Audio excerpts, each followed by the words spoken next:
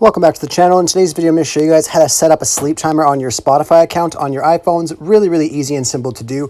All you have to do to set up the sleep timer is go over to your Spotify application, open that up. Once you open up your Spotify application, you just want to go to a song. So let's go to any song here really quick.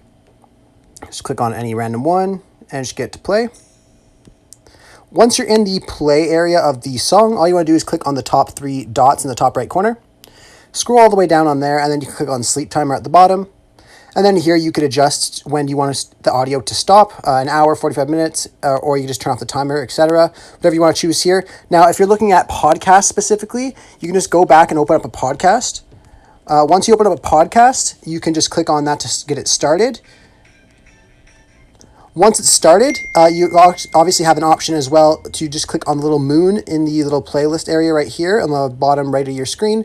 You can click on the little moon there, and then you'll be able to set your timer there as well. But like I said, that's only on podcasts, and then they also add in an end of episode thing there to end the timer at the end of the episode.